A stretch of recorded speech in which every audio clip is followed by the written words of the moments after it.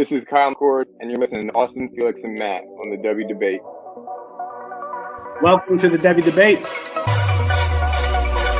All right, boys. Are we ready to debate?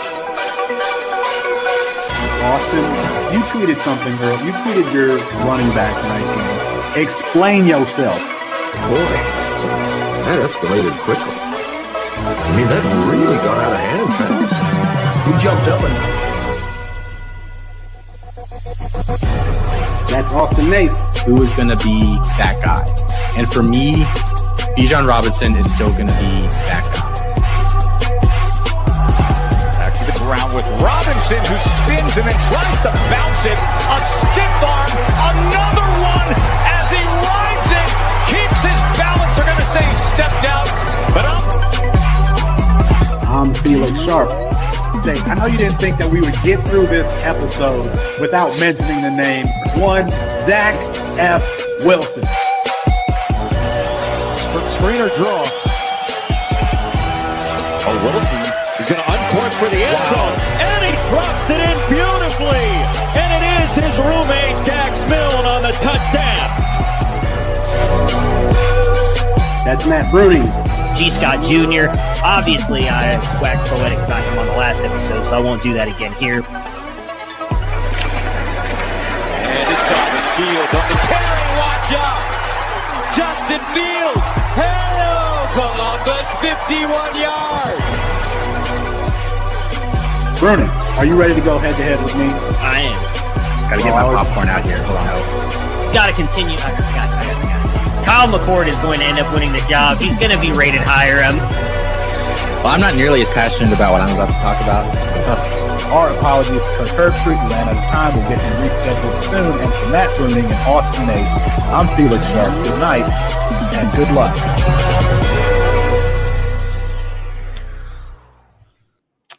It's 9 p.m. Eastern time, the only time zone that gets its appeal overturned.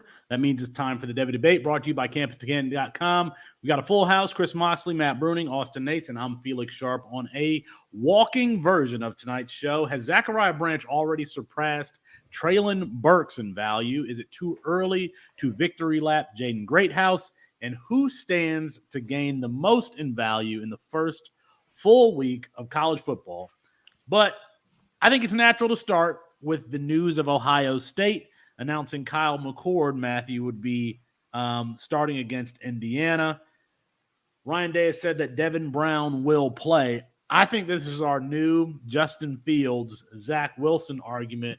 But, Matthew, this feels like the first chapter as opposed to the last in this battle.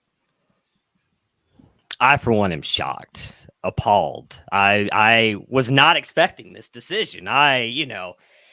I've been gone for a little bit, and by the way, it's good to be back, guys. Missed you. I really thought we were gonna be talking about Devin Brown tonight.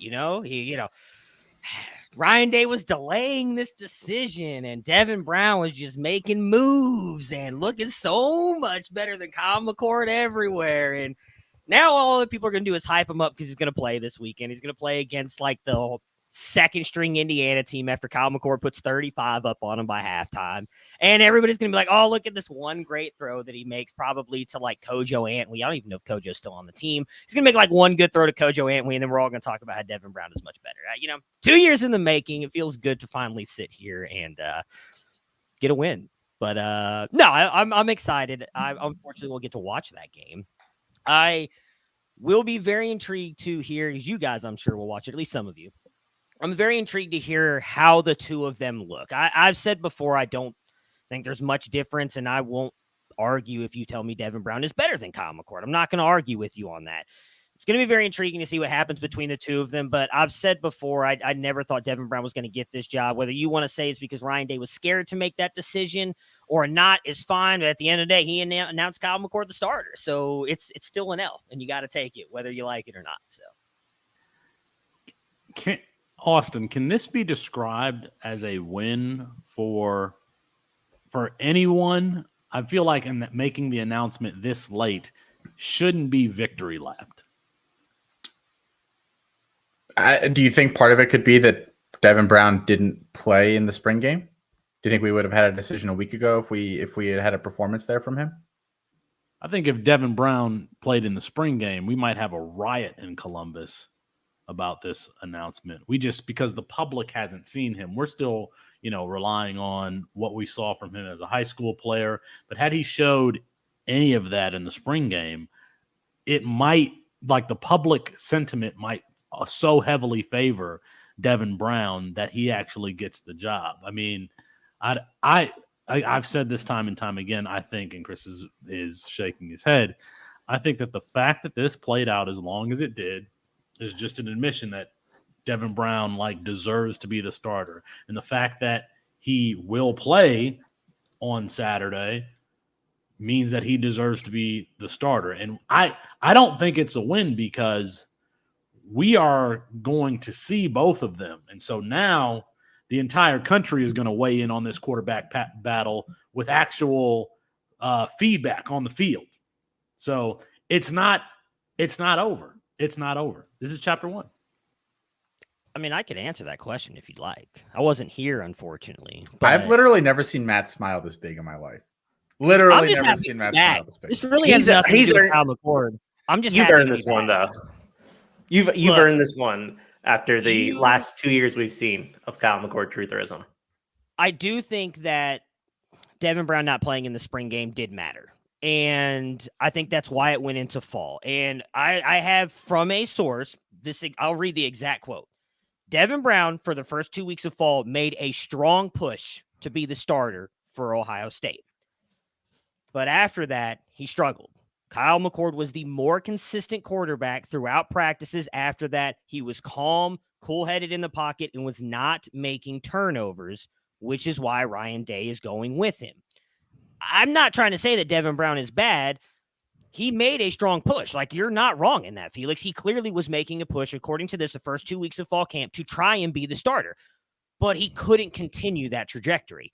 This is not they're going to play Devin Brown. I told you guys, you go back to an episode we talked about in the spring. I told you guys this was going to happen going into this. They're going to pull a Jim Harbaugh. He's going to play both of them. Devin Brown is not going to start next week. He's not. Unless Kyle McCord completely implodes, Devin Brown's not starting this year. And I don't think Kyle McCord will, whether it's because he's a good enough quarterback or not. The weapons around him, and in my opinion, the play calling and the weak schedule is not going to allow for him to implode unless he's just that bad. And I don't think he is. Chris, Devin Brown announces the starter. Is it time for me to tuck my tail between my legs and just, admit that I was wrong?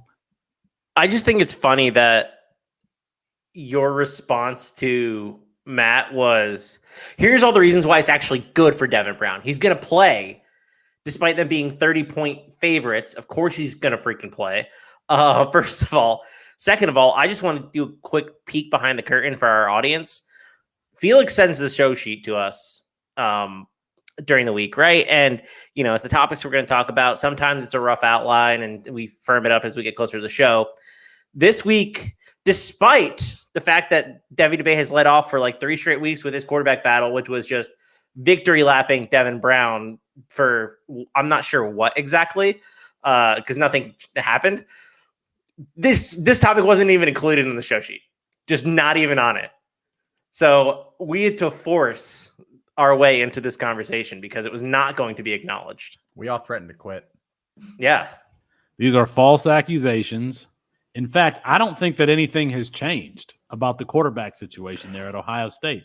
I still think that Devin Brown has a chance by the Michigan game to be the starter. So you are in denial. That's it. That's it. I don't know how else to say it. Okay. All right. We'll see. By the Michigan game, okay.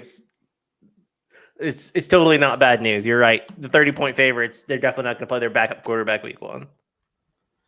All right, let's move on here to housekeeping. Of course, we announced earlier today the new lineup of NIL shows. Just for our NIL subscribers, that includes a show from Matt Walden where we talk about player values. Travion Henderson, that episode is available right now, but he talked about Travion Henderson, Blake Corum, a number of players, dropped a lot of good nuggets there. Michael Nelson and Nellytix on Twitter is talking about C2C strategy. Has his show been released yet, Austin? No, it'll be up tomorrow. It'll be up tomorrow. Tomorrow. And then Austin will be doing a show on his weekly observations. And then a show not just for our NIL subscribers. Canton Bound is being taken over by the 4D chess guys. And I don't know if you've seen how much energy they bring to their live shows on YouTube and all that stuff, but they're going to do a much better job than Colin and Austin have done. No offense to Colin and Austin there. No argument there.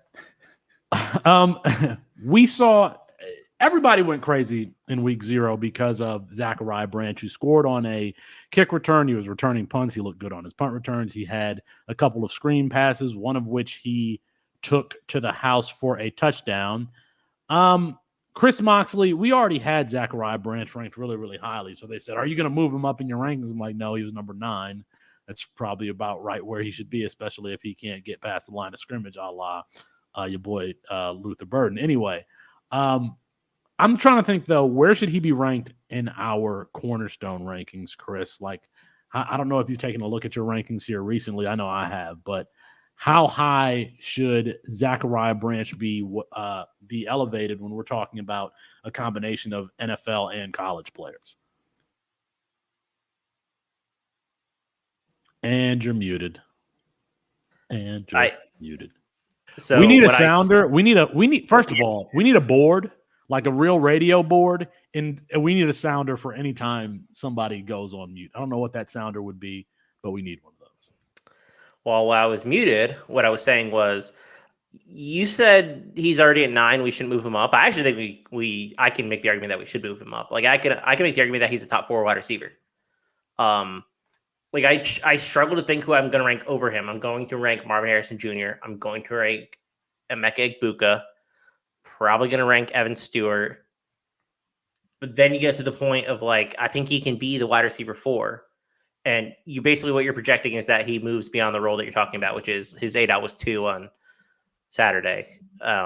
Which I think he will. I think he's more inclined to do so than Luther Burden maybe is inclined to do so. So like I'm fine moving him above Luther Burden. The size is a concern, but I don't think the size is going to be concerned for his profile because I just think he is the type of player that can overcome it. Like the Tyreek Hill comp is obvious, right? But like that's kind of essentially who he is, and like the Jalen Waddle type player. I mean, we talked about those comps in the freshman guide. He was a wide receiver 1. Yeah, he was a wide receiver 1. Like this is not a surprise that he was dynamic against a G5 team and was on the field early. He's just a really good player, period. So I would actually move him up now that I've seen him in game action. Like I feel, I don't know, just like a little bit better. So, I mean, I probably already had him pretty high regardless, but still. All right. I'm looking at my C200 rankings and I was trying to figure out where I should have him when I moved him earlier this week. I have him at 77 overall, just above Aaron Rodgers, above TJ Hawkinson. I even put him above Quinshon Judkins and Justice Haynes, some other NFLers, Josh Downs and Treylon Burks. I have him above all those guys. Austin, do you have any problem with that ranking? Not really. And when you said that you had him in front of Treylon Burks, it made me kind of rethink where I have Burks. Burks might be the player most in my 200 that I don't exactly know what to do with, because I still think if he comes back and looks healthy this year, then I would probably value him similarly to Branch. Like I don't know if I'd feel comfortable having, they'd essentially be the same tier. Like if they were within 3 or 5 picks of each other, it would be the difference would be meaningless when you're looking at my list, other than maybe the number says they're 2 or 3 apart. I have them. I'm just pulling up where I have the freshman wide receivers, and I'm a little surprised on this, actually a little lower than you do. And I'm usually very aggressive ranking freshman wide receivers. But the problem with some of those guys is I still think I would rather have most NFL quarterbacks that I'm confident will be at least starting in the NFL for the next 3 to 5 years above them, because we're all playing super flex at this point. Like those guys are such a commodity that it doesn't really matter. And then I have some guys around them that I want to ask you guys. Joe Mixon or Zachariah Branch? I have them like, a handful of spots apart, essentially nothing. Branch.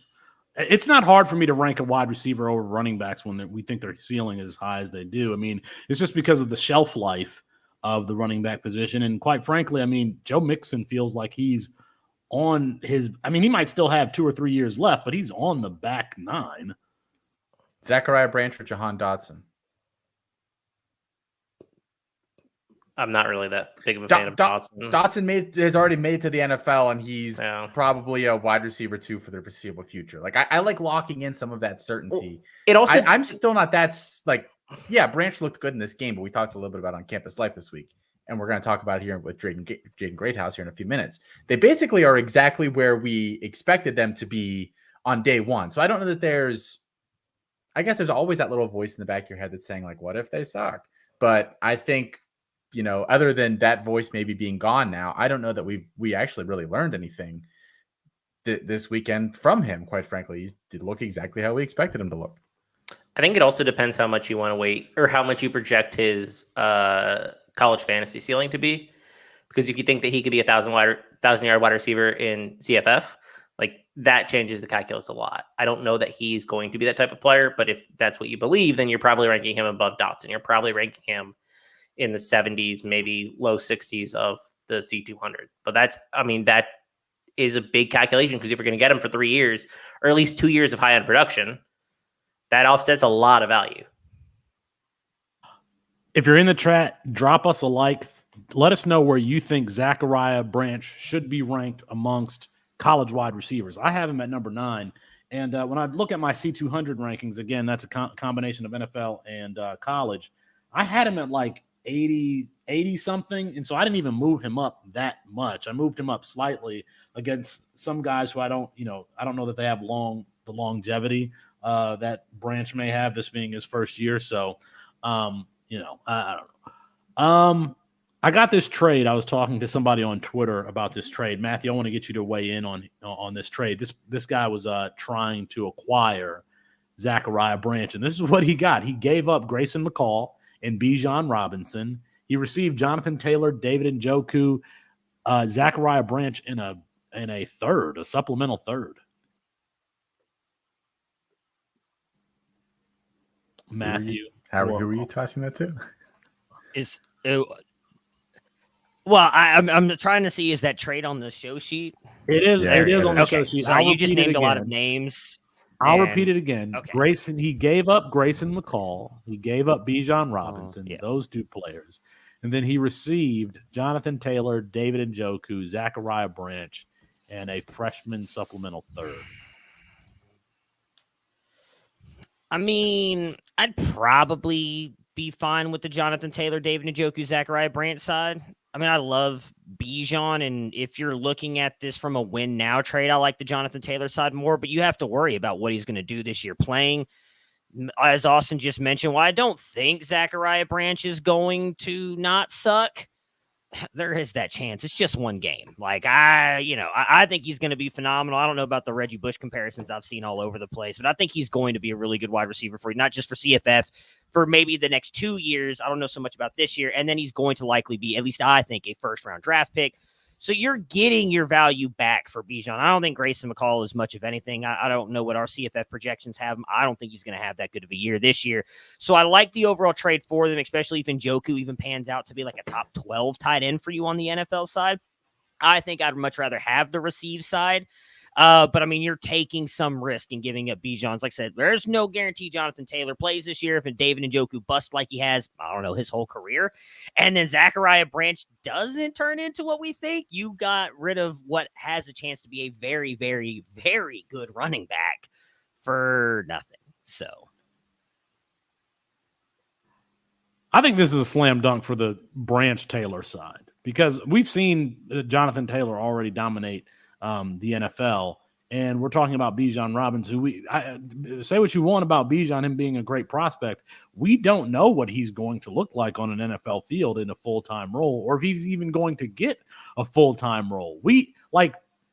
Buying low on Jonathan Taylor right now is a smart decision, in my opinion. If they're both healthy in the NFL starting at the same time, it might be a coin flip between the two or slightly favor Jonathan Taylor. Chris, you're shaking your head, but I think this is a slam dunk for the Branch and Taylor side. I think you're taking on way too much risk on the Branch Taylor side, and I don't think you're buying low. I think you're buying at Jonathan Taylor's going to play this year value. And so like that, we already know he's missed 4 games, period. We have no idea what the rest of the season is going to. I think he's going to play the rest of the season, whether it's with the Colts for a couple games or with somebody else for a couple games after the October trade deadline. But still, like, there's a lot of risk being taken on the Taylor side that I'm really not comfortable with. And I mean, Grayson McCall and David Njoku are just like throwaways, in my opinion. Like they cancel each other out. Yeah. But I just don't like that risk. Like that's just not how I play fantasy. But I understand why someone would take a upside swing on the Taylor side. I just don't view it as a buy low. Austin, give the final word here. You got Bijan Robinson essentially on one side for Jonathan Taylor and Zachariah Branch. Yeah, I think it's kind of a cop-out answer. I think it's pretty equal. I will say I think I kind of agree with Chris where he's coming from, where there is a lot more risk. I find college wide receiver prospects to kind of be a dime a dozen, so I'm not, just like completely interested in acquiring a top one for this kind of value. I think the other portion of that is that Colin and I have actually talked about this quite a bit over the past couple of years. Premier rookie running backs are probably, if your team is not in awful shape, like the most valuable commodity in a campus-to-camp league, because you know what the situation is going to be for the next couple of years. You like the contract, like you don't have to worry about any of that, where they're going to be, the following year. We don't know where Jonathan Taylor is going to play after this year, presumably not with the Colts, but maybe it's not an amazing situation. And I feel like when you say, well, we don't know if Bijan Robinson is going to be good in the NFL yet, it's like saying before last weekend kicked off that we don't know if Zachariah Branch is probably going to be pretty good at USC. Like it's just, he's going to go out and like on the third carry, we're going to be like, oh, okay, yeah, he's actually really, really good. So I think it's pretty even. I would probably just hold Bijan if I had him, but I see the argument for the other side. I've got Bijan in a league where my NFL team is not good, and I have no idea what to do with Bijan because I know I'm not winning anything. Let us know in the chat. Bijan side or Jonathan Taylor and Zachariah Branch. But Austin, coming back to you, Zachariah Branch wasn't the only wide receiver for USC, the only freshman wide receiver who looked good for the Trojans. So we had Deuce Robinson ranked as a tight end, and I actually still do in my rankings right now because we believed, okay, he might be a wide receiver by designation, but when it comes down to it, USC is going to use him as a tight end. That's what he was recruited as a tight end, and it was just a late announcement that he was playing wide receiver. Well, he looked like a wide receiver in this game. What's his ceiling? Where should we be moving Deuce Robinson in our wide receiver rankings? Yeah, and we still have him ranked as a tight end for right now. We might revisit that here as the season goes on. Just the way that we basically pull all the data that goes into the back end that filters into our rankings. He was a tight end previously, so that's what we have him as. So I think we talked a lot about this on this show and on Campus Live for the past few weeks, that like just inherently his value if he played tight end or was listed as a tight end would be higher because we saw what Kyle Pitts, who basically functioned as wide receiver but had a tight end designation, and those guys are so rare. Like Kyle Pitts had no business being a first or second round starter pick over like last year, but he was because he's a tight end, and the value is so different there. I actually don't care anymore. Deuce Robinson looked so good as a receiver last week. There are some takes that you just flip on and you say, F it real quick. And that's one that I'm saying he could have a Vincent Jackson, Mike Evans type career at wide receiver. He played most of his snaps on the boundary last week. Yes, I know that it was San Jose State. Like I'm not trying to, I don't want to overreact because there is that technicality there, but no, I watched that. He didn't look like a tight end trying to play wide receiver. Like he was moving like a wide receiver. And when you have that sort of length and size, I mean, the potential is endless as far as boxing out cornerbacks, his red zone potential, all of that stuff. I've tried to tell folks that Deuce Robinson was a value even at wide receiver. Tried to tell them. Chris, tried to tell you guys. Listen, I'm right there with you. I was drafting him thinking he was a tight end, but I mean, he was still always a really good football player. Like I didn't understand why people were fading him so hard, even with the NFL draft stuff. So he played 10 snaps outside and 2 in the slot. Not a single. I have 17 and 2 for the record. I have 17 and 2. I think he did have about 20 snaps. That's what I got. So there was one point, Matthew, where I had Mario Williams ranked inside my top 15. He is now the forgotten man, and rightfully so. So I think one of the things I liked about Mario Williams was his versatility. I thought he could play inside, he could play outside, and he could return punts. Well, he ain't going to be returning punts no more down there in L.A., and his slot wide receiver position, that might be up also. What would you trade or what would you accept for Mario Williams in a C2C league? Anything. Just give me anything. Give me a 15th round supplemental pick, and he's yours for the taking. I really don't know what you could get for him at this point. I think his value is pretty tanked. I was trying to just like scroll down. So a lot of people don't like to do position for position swap. So I was like, I don't think you could get another wide receiver for it. I'm scrolling down like, could you get Gabe Ervin from Nebraska for him? Probably not. I don't think so. And that's where did he go here? My 100th ranked something running back. Like, I don't know that you could get anything for Mario Williams at this point, unfortunately. So anything. Give me a 15th round pick 3 years from now, if that's what I can get from anything I can take just to get Mario Williams off my roster. Let's not assume, because we definitely get some members who come into, our Discord and they're like, I'm drafting totally different than the rest of my league mates here. Yeah. Like off of your rankings, am I messing this up? And we're like, no. And then they end up with like an amazing roster because the rest of their league mates just aren't familiar either. So I don't want to just blanket say like, yeah, you can't get anything for him. I would start shopping him around, but I bet you probably have a league mate that just says Mario Williams was a top 15 wide receiver in his class. He plays at USC now, and he played 25 snaps last week, basically the same as everybody else did there. Yeah, heck yeah, I'll buy that for and he started. For a 5th round supplemental pick or something like that. Almost every league is going to have a guy like that. So I want to caution, just you don't assume that everybody in your league is either not an idiot. I'm not saying you're an idiot if you like Mario Williams, but don't assume they're not idiots, and don't assume that there's not somebody in the league who still kind of likes Mario Williams. Yeah, I would take pretty much anything for him also. Felix is only in like 6 leagues, Austin. So, there's only so many that you can get actual value for him.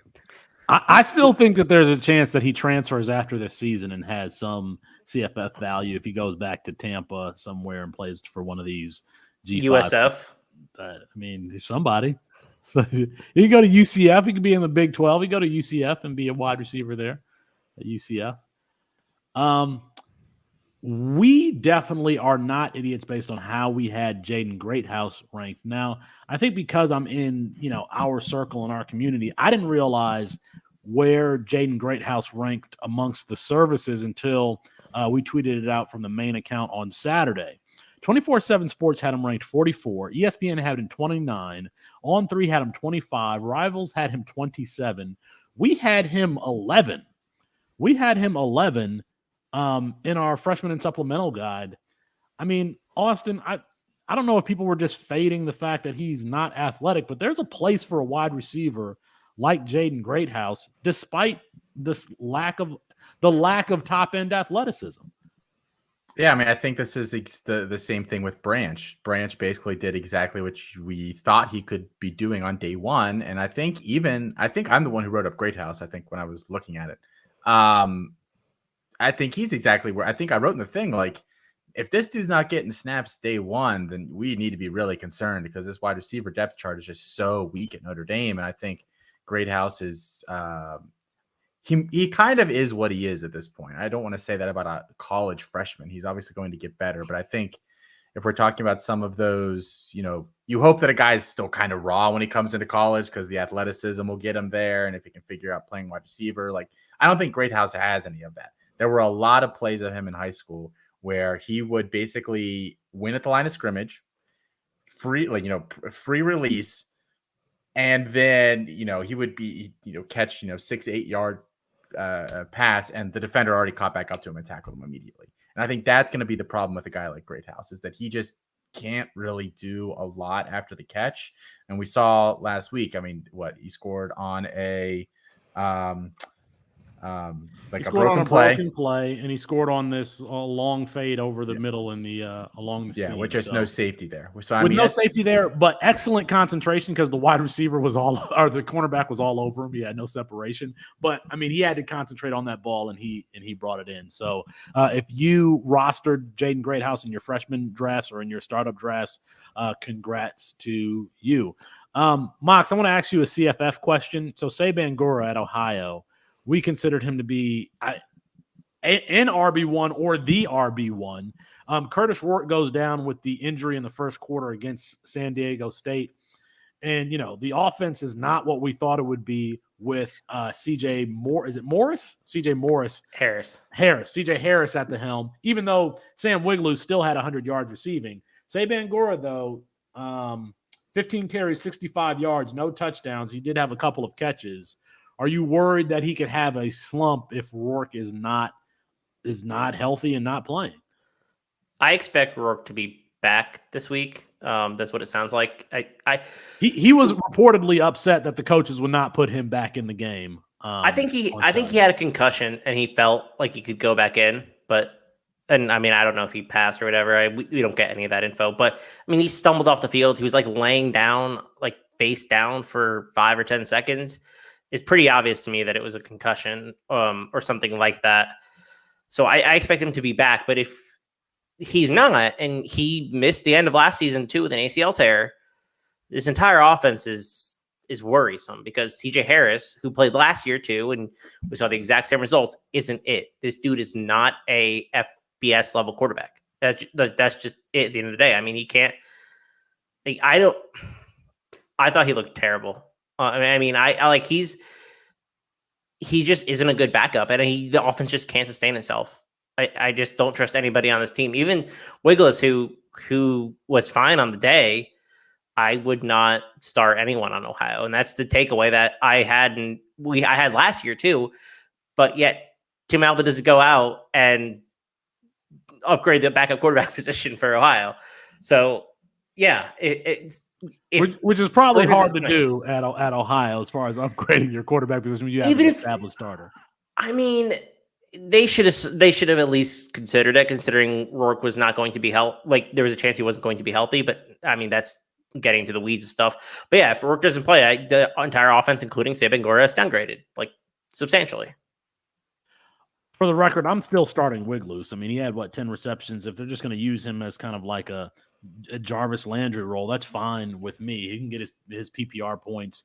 The other problem with Bangura is O'Shawn Allison is there. He's back, and he's not a bad back. A kind of a physical, smaller. He's on the Mayan Williams spectrum, the G5 Mayan Williams type. So there's a potential that he's going to eat into Say Bangura's touches, even though Say Bangura got 15 carries. So I think I have Say Bangura starting in a few places, and if Rourke's not playing, I'm probably going to pull him out. Another running back, Matthew, who this weekend, week 0 was like, well, I mean, everything happened that we expected to happen, including the fact that Notre Dame's offense really revolved around Audric Estime. We kind of expected that to happen after Logan Diggs transferred to LSU. It kind of happened the way we said it would. He was on a roll until he fumbled the ball, and they took him out for a little bit, and then he kind of finished strong. Like 16 carries, 95 yards, a touchdown. He also had a couple of catches. I don't think the question is whether or not he has CFF value. We're probably going to be starting him just about every single week on the college side. The question with Audric Estime has always been, is this big, physical, kind of stiff back, is he an NFL player? How do you answer that question, Matt? I mean, I think he is an NFL player. Now, where will he get drafted is probably the real question. I don't know that he's got the ability to go, as our good friend Colin likes to say, day 2. I think he's more probably a day 3 guy. But, I mean, if you look at – I just pulled it up because I didn't really get a chance to watch that game this weekend. I was pulling up his athletic comparisons. I mean – Marshawn Lynch, Jonathan Taylor, Isaiah Crowell, Raquel Armstead. I mean, Armstead was kind of good until, unfortunately, he got COVID and then really wasn't able to bounce back from that in the NFL. It's not a bad list of players there. I didn't realize – I mean, he's got a .87 listed speed score. I didn't realize he it had either that. until I went to the website. I was Yeah, like, oh, well, he's got some good athletic comps. With that being said, like I said, I still don't think he's a overall day 2 player, but if he carries that offense, maybe he's able to sneak into the back end. I mean, we saw Elijah Mitchell go day 2. Was that last year? I don't know that he's really worthy of being no, he didn't go day 2. Who went day 2 that I'm thinking of? He went to the 49ers, but I can't remember who it was. Elijah Mitchell beat him out. No, yeah, Trey Sermon did go day 2, and I don't know that he deserved to go Elijah Mitchell beat him out. But no, there was someone else. Was it Tyrion Davis-Price? Maybe that was this year. Someone went to the 49ers day 2. Probably Trey Sermon did too, and I don't think that they deserve to go there. But regardless, I think Estime is likely a day 3 guy. He should produce for you, though, on the CFF says. I'd be willing to roster him, and I do think you'll get some NFL production out of him. Austin, how do you answer that question? Because, I mean, if you have Audric Estime, you're really feeling pretty good. I just wonder if this is like, Sean Tucker or Zach Evans all over again, or even Kyron Williams, if we want to just use a Notre Dame comparison. Do you see Audric Estime having an NFL fantasy ceiling? I don't, and I'll give you a different comp that I get when I watch him. I think he's Hassan Haskins. I think that's the level of player that he is. I love that comp. And he actually, over the past couple years in college, has less wiggle than Hassan Haskins did. So that actually might be giving him a little too much credit in terms of being able to make guys miss. And I think that's going to be his big issue. I think he can't make guys miss, and I actually think, I think he's heavier than he's listed, almost guaranteed. And I think he's slower than whatever times were posted from him previously. I just don't think he's actually that level of an athlete at all. Did we learn anything? So when I saw we talk about him, my first thought was, did we actually learn anything about Audric Estime week 1? Because I don't think we did. I think we still think he's a guy with a stiff upper body who's a straight line runner. And if you ask him to do anything else, he's going to struggle. Like that's who he is. And my evaluation of him has not changed at all. Like I have always been low on him. Like, I don't think he's an NFL player. I don't know that he's going to have, he's just round 7. Dwayne McBride couldn't stick on an NFL team. And I think Dwayne McBride was much better than Audric Dwayne Estime. McBride was like 209 pounds or something like that. I mean, Audric Estime, if he is in fact 227 pounds, I think that there is a role for a straight line downhill runner. The only problem is it's probably not in round 3. It's probably like in round 4 or 5, which is probably a good question for Nelly. Nelly, one of these next strategy sessions is, what do you do with a player who is really great in college, and they're going to go to the NFL, but not be we don't project them to be a high-end NFL player, because their trade value is probably at its peak at some point during the season. And so how do you juggle that sort of player? It's got to be difficult. I mean, so somebody like Jarrett Stearns, 2 years ago at Western Kentucky, we kind of know what we're getting: elite college production. If I'm going for the championship, 2 or 3 weeks before the playoffs, I'm trying to trade for a player like that.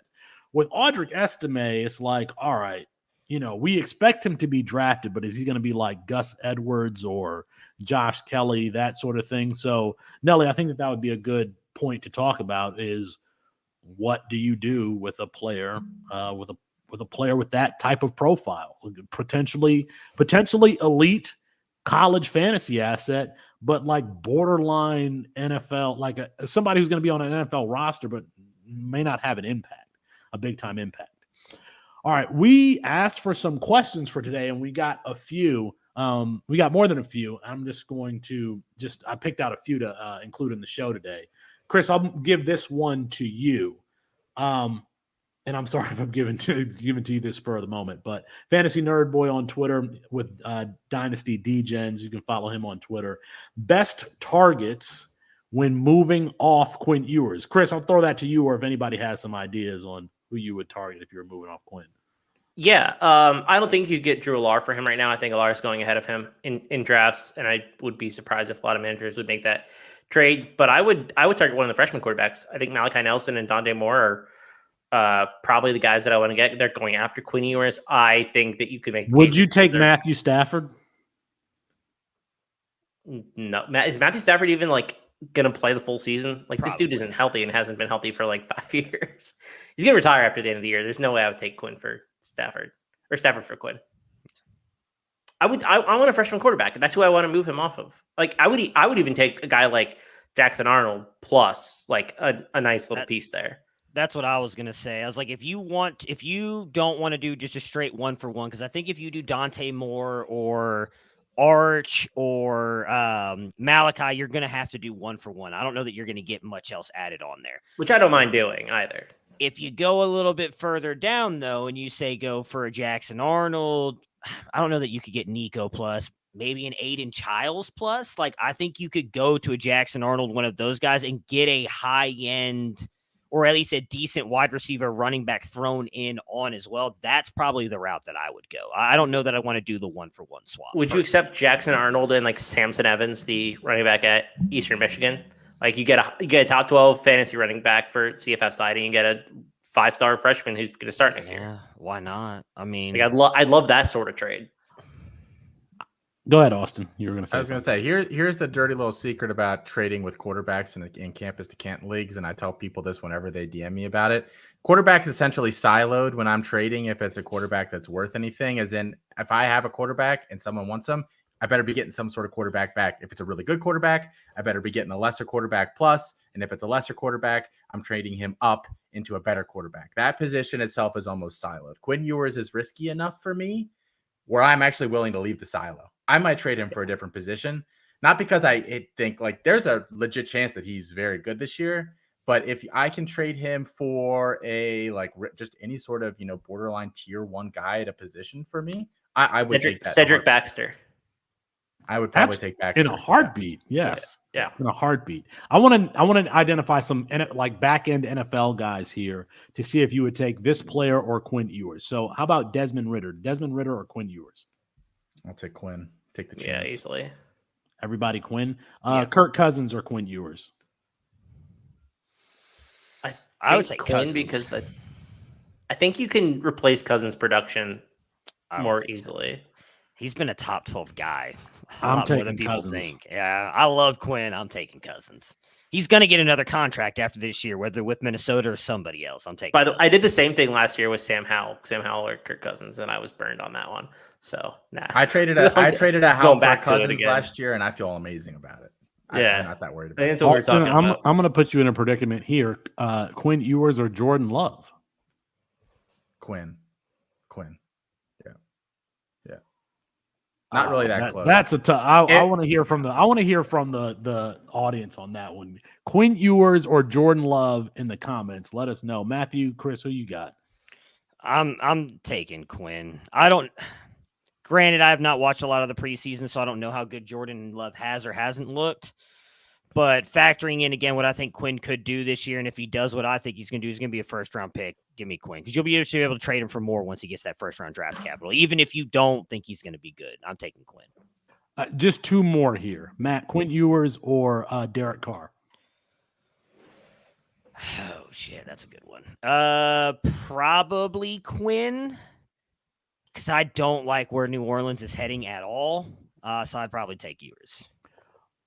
Okay, Mox, Quinn Ewers or Geno Smith? I think Geno, although I'm the worst person to ask about NFL value, but I think Geno is probably the answer there, right? I think I would take Austin, Ewers. Matt, Geno or Quinn Ewers? I'd take Ewers. I'm so worried that the floor is going to fall out again from Geno. He's had one good year. He's been in the league for 10? And one good year last year. That's one more than Quinn Ewers has had. That's true, but I'm taking Quinn in that scenario. I have Geno about 15 spots higher in my C200. But effectively, that's not that much of a difference. Okay. Let's go here from this. This is from our Discord.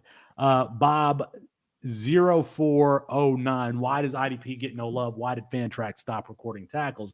I can actually take that one. First of all, who doesn't love IDP here? I mean, we have the IDP tackle prediction tool at campustocan.com that you can go to and check it out at the website. And as far as Fantrax goes, I can't speak for them, but I believe it relates to their stat provider. And if their stat provider doesn't have tackles, They don't have tackles. It's really as simple as that. So thank you for your question, Bob. Devy Dino Duck asks, and Austin, I'm going to throw this to you. Devy Dino Duck's been following us for a long time. Excuse me. I had something happen, some bodily functions here. That's a pro. Ontario Brown appears to be in line to be a bell cow at NIU. We all kind of knew that, but is he a legitimate Devy asset is the question. Ontario Brown at NIU, Northern Illinois. Maybe. I mean, I was pretty high on him last year, and then he didn't do that much. I do think he is definitely a post-hype guy. I didn't tank his ranking too much in my ranking set. I think it's a huge uphill battle. I think he's going to be viewed similarly by the NFL as Dwayne McBride just was, though, as a guy that will come out of college probably having at least 1 or 2 really productive years under his belt, but basically having never caught a pass. And that really, really hurts in modern NFL in terms of getting real draft capital. So that's the battle for him, I think. It's Dwayne McBride all over again.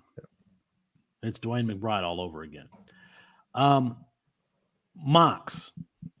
Branson Robinson suffers a torn patella? Was it torn patella? A torn patella tendon. What is his future value and production look like after this injury? You won't drop him because of like his previous ranking and he's at UGA and all that. But like, I'll tell you right now that you're going to drop him in a year from now. I mean, the injury plus the crowded depth chart. I mean, I just don't think it's going to happen for him. He might transfer out and go somewhere else and maybe have a productive year, like in the Damian Webb type, like 4 years removed from the original school they committed to, or what was the dude at Memphis last year or Marshall last year? I was thinking LeBourne. Kalon Laybourne. Like that type of player, but I mean, I don't think he's droppable in my opinion. That's how I feel. That injury is really tough to come back from at a program that recruits running backs at such a high level.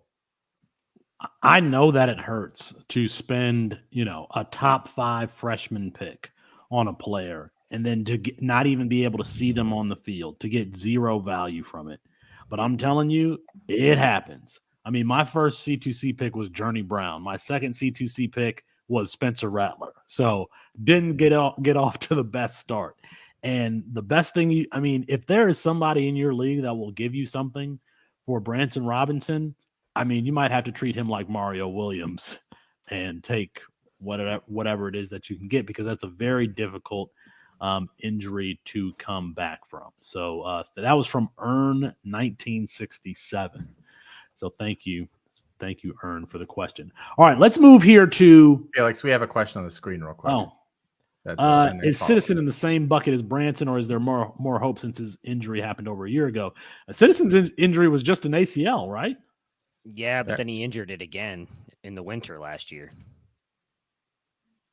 Man, I looked up these double ACL injuries to see like what the statistics are, and they're not, because Eli Raridan at Notre Dame has torn his ACL twice. And I'm like, I really want this to be one of my shoot from deep guys, but it's hard to get healthy when you tear the same ACL twice. It's difficult. You'd rather have them tear one in one knee and tear the other knee rather than have them have one in both in the same knee. Can I paint the bright side for Branson Robinson? It seems like all you guys are on the other side of it. No pressure now on him. Woo. No, please do. If you really think that you can sell him for nothing and get him, I'd be buying him. I know that it's hard to come back from this injury, and I'm not trying to say he's going to be Nick Chubb, but everybody said Nick Chubb wasn't going to come back when he could destroyed his knee at Georgia. We've seen Kirby Smart is willing to let these guys do whatever they need to get back. I mean, Kendall Milton's not even that good, folks, and he's going to start at Georgia this year. Branson Robinson is better than him. I think Branson Robinson personally is better, or was before the injury, better than Roderick Robinson. If he comes back healthy next year, I think he's still going to get the chance to start at Georgia. And he has a chance to rebuild some of his value. Like he may not be the guy, as you just mentioned, that top 5 pick or whatever that you were taking him at. But if you're telling me that you can just if people are just throwing him away, I'll take that and have a chance of getting the starting running back at Georgia next year. And if he doesn't work, I'll cut him then. Like I think. Would you trade a 4th round supplemental pick for him? Probably do maybe a sixth. I don't know about a fourth. That seems a little heavy. But Would you trade Mario Williams for him? I'll trade Mario Williams for him in a heartbeat.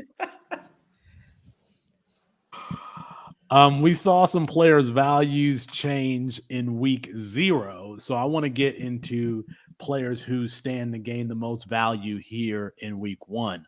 I'll start. You mentioned Kendall Milton. I think it's Andrew Paul. I mean, talk about a player coming back from an ACL injury.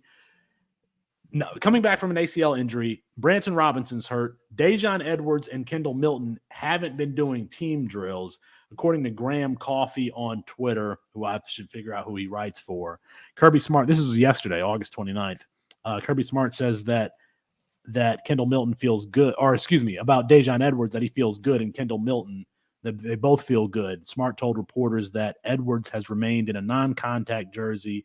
He said that Milton has gotten out of the non-contact jersey. Both have participated in drills. To me, that sounds like one-on-one drills, not necessarily team stuff yet. And I don't know who Georgia takes on in week 1. They don't have a formidable opponent. I think that we could see a lot of Andrew Paul in this offense with the weapons that they have on the outside to keep your safeties honest.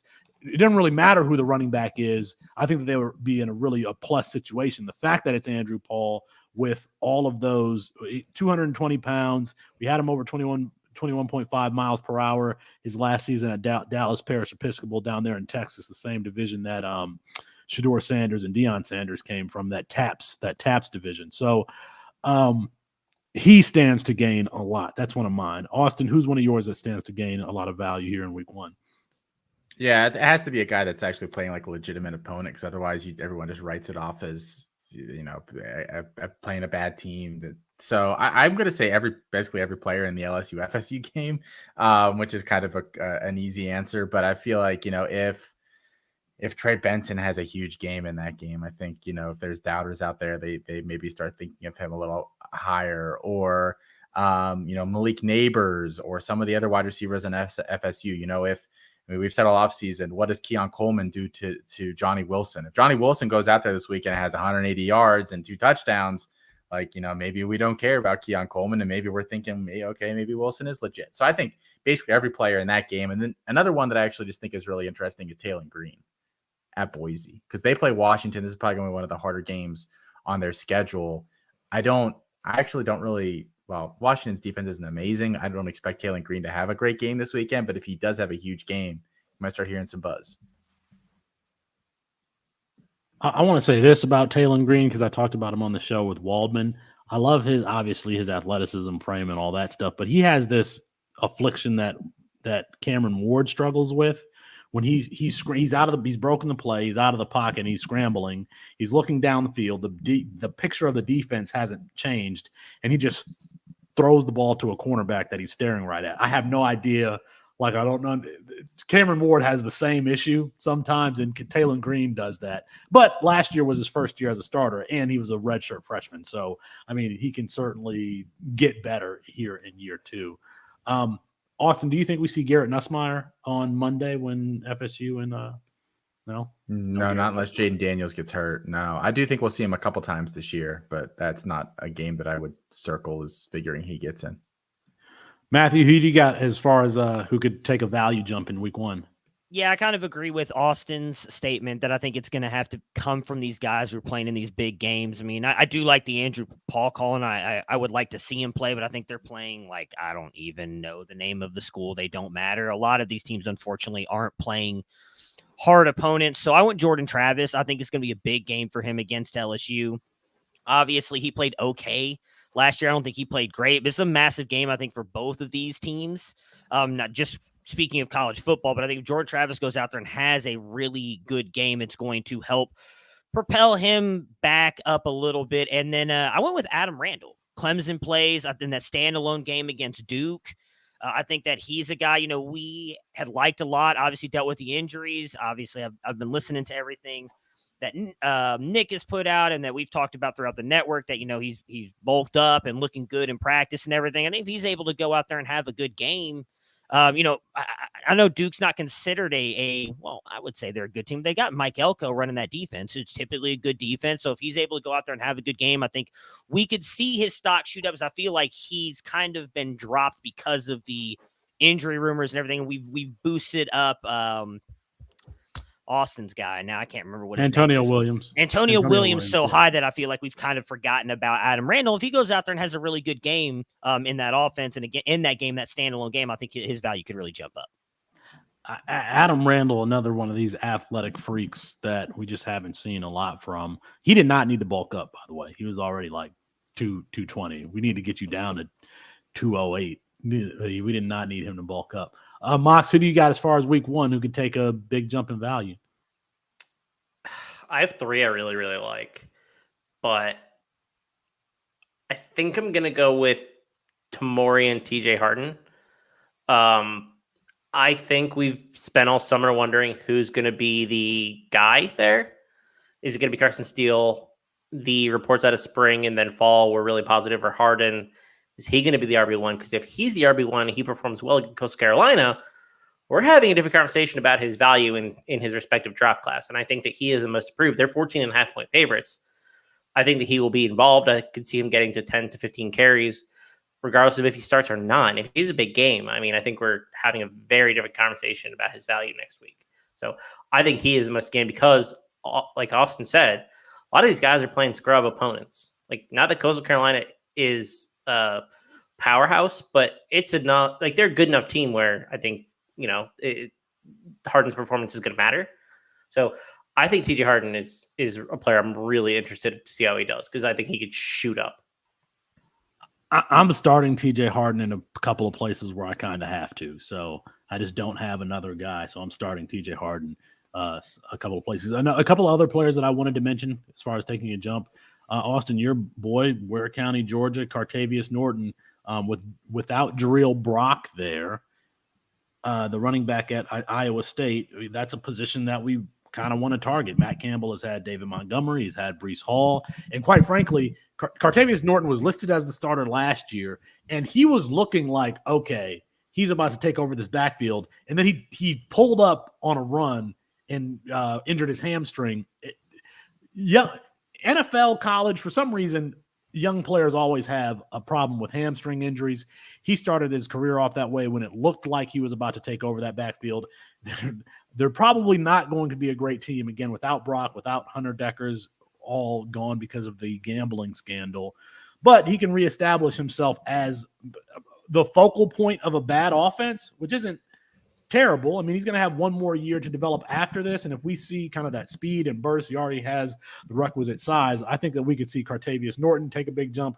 And the other one, I mentioned his name before, I'm going to say it again. It's Cam Ward.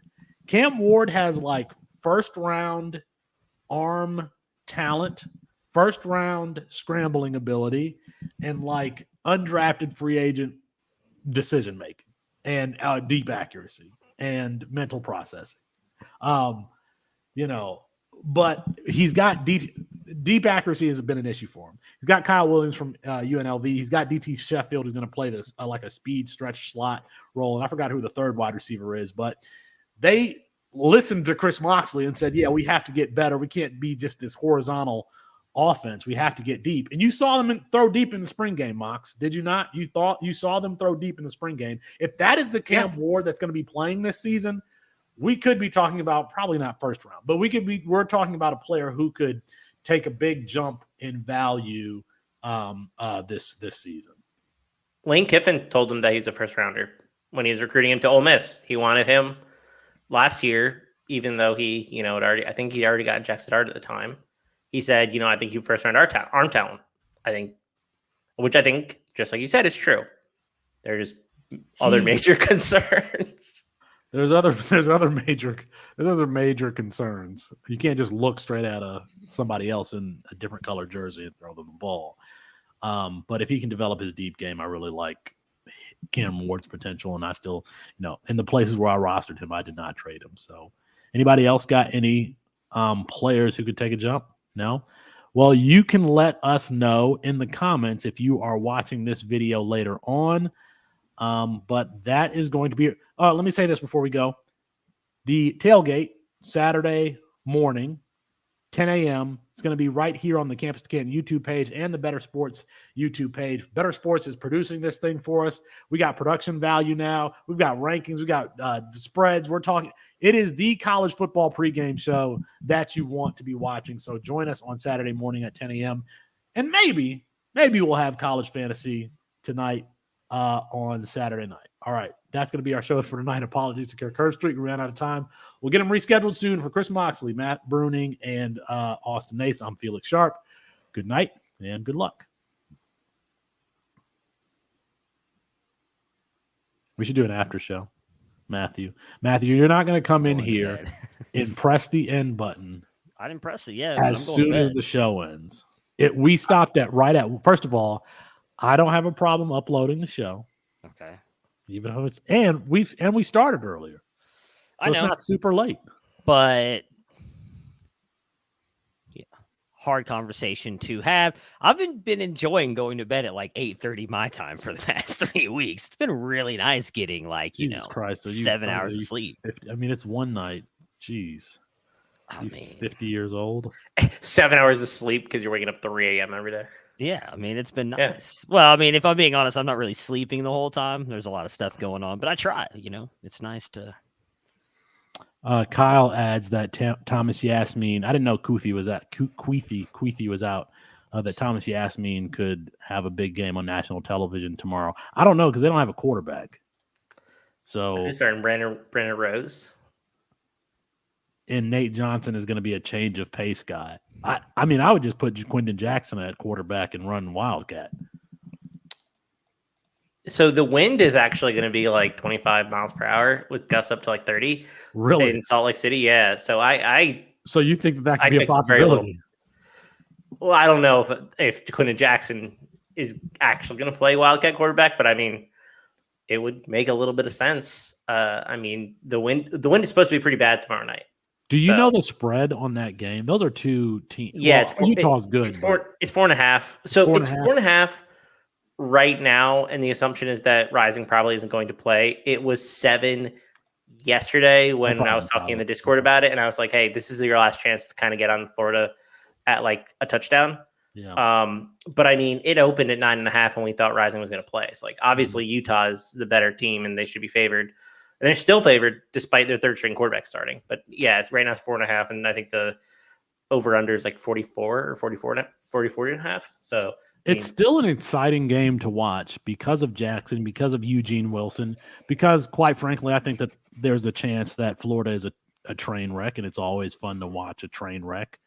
But even like somebody like Arlis Boardingham, does anybody know if he's starting? I've not heard Arlis Boardingham's name. I don't think he's starting. I don't think he is. He might play a little bit. Okay. All right. I'm trying to think of who the other tight end on that team is. Is Zipper still there? He's hurt. Zipper, yeah, I don't know. All right, let me look up Florida. Let me go to the campus to camp. Let me go to the team profiles. See it. C2C winning edge. C2C winning edge. Hashtag C2C winning edge. And you can get that with the All 22 subscription too, right? You can. You get everything. Yeah, I should just share my screen. I'm going to share my screen. You just make sure you close out of all your tabs. Okay. I don't have anything crazy open. I'm more professional here. I did look up NFL teams because I was looking up quarterbacks and I needed a reminder. I have to do that all the time. I like college. I just Google college football teams because I need to see the list often. I'm always forgetting about a team when I'm thinking about players. Exactly. Right? Like I'll forget about like Louisiana Monroe or something like that, and I'll be like, can't forget about them. We're talking about players who I actually think Louisiana Monroe can beat Army this weekend, by the way, if we're going on a tangent. I'm going to take Matthew off the screen. The C2C winning edge. Can you see my screen? No, I don't think you've added it to Let's take Matthew off. Do you want us to do that? Or no, okay, I know how to do it. And I'm going to add. We were just speaking it into existence. I'm going to add. Did I add it? I think you need to change the view. Remove. It's up there. Better. I think. Yes, you gotta make sure to add it there on there. We and go. Hit the layout. All right, the C2C winning edge. So who are we talking about? Florida. So let's go over to Florida.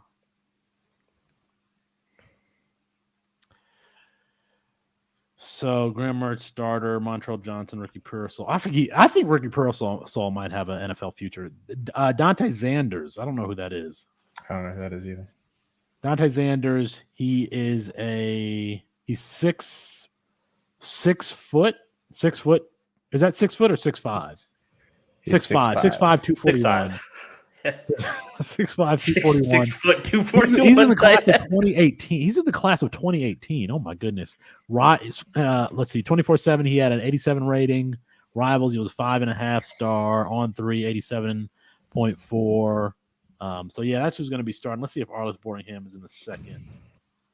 Yeah, Arliss Boardingham is listed as the second wide receiver, or the second string tight end. So maybe we will see him next year. Let me make this bigger. Xanders is a converted defensive player. Okay. As is Zipperer, or was Xanders the one that last season did that? Was he the one that got the buzz last offseason?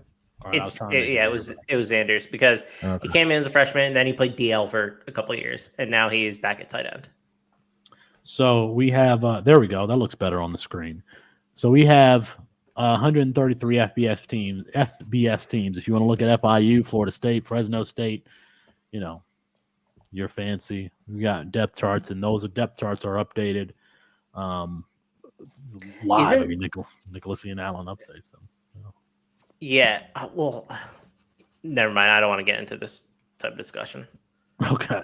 I was going to say the center for Florida. Oops.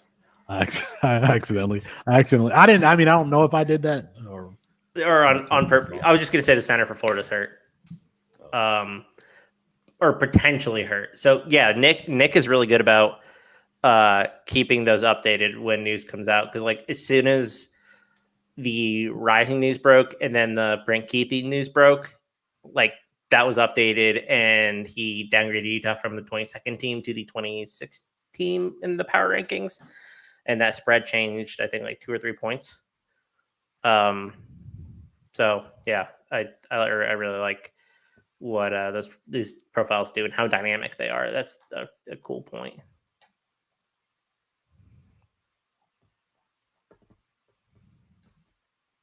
Cool. Now we lost Felix. Good talk. Perfect time to hit that end broadcast really quick before he comes back. I agree. I'm not touching it. I'm not